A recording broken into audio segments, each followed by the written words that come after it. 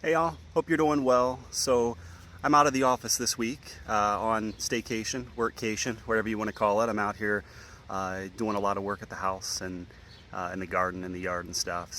But I realized that it's Wednesday and Sierra did that nugget last week maybe, but I haven't done one in a few weeks. So I figured I would, on location, give you a thought that came to my mind. So for those of you that don't know, I am obsessed with my garden, obsessed. And so I figured I would show you something right here. See that?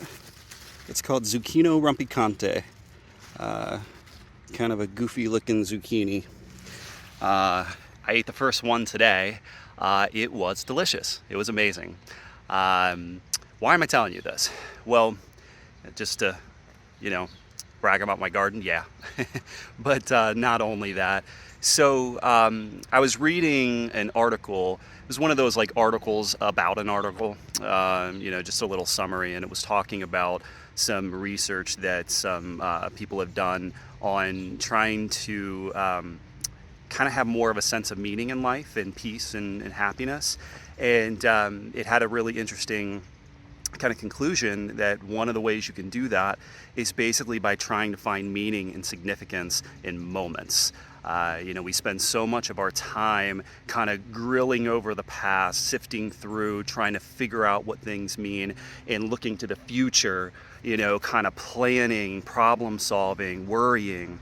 And so they talked a lot about just kind of coming into small moments, being present there in that moment, and trying to find the meaning in that moment. And this is really interesting to me. It's actually something I've been thinking a lot about in trying to do. And so, I thought I'd just give you a couple of examples, kind of off the wall, kind of goofy ones. One recently is that when I'm taking out my trash, it's usually night, it's usually peaceful, quiet.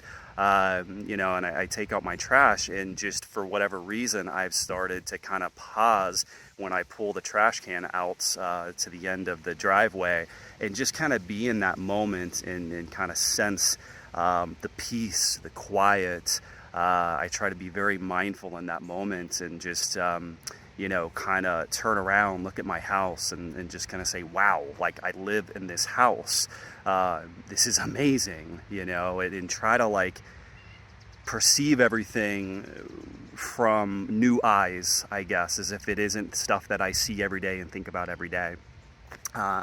Another one is this right here. I really kind of paused today, when I harvested that first goofy looking zucchini, and I just really kind of paused and appreciated that. I grew this myself. I get to go, slice it up and saute it and eat it myself for lunch right now, and knowing that I was able to do that's the result of my own work.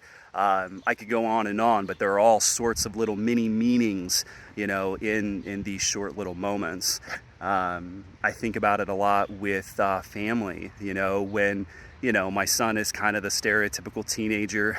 A lot of times he's pretty kind of shut down and silent, very like monosyllabic responses to things. And so, if we catch him in a really happy mood and he kind of has this hilarious giggly laugh, I really try to kind of pause and just be there in that moment. I used to try to remember. I used to try to think, okay, I'm going to remember this forever. It doesn't work, at least not for me. If you figure it out, go for it. That's awesome. But I've realized that the best way to make the most of that moment is just to be there with it when it's happening, and realizing that I probably won't remember it, but at least I can experience it now. And that's meaningful, and there's joy in that moment. There's peace in that little teeny moment, and maybe if we can string enough of those together, we can feel like our life overall kind of has more purpose, more meaning, more joy. I don't know. Mess around with that. Think about it. Let it percolate. I hope you're all doing well. I'll be back in the office on Monday. Yeah, have a great one. Hang in there. Bye-bye.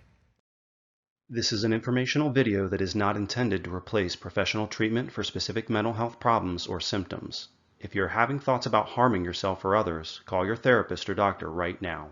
You can find contact information and call your nearest HSO location to schedule an appointment at www.healthsourceofohio.org/locations. You can also talk to someone now by calling the suicide hotline at 1-800-273-8255.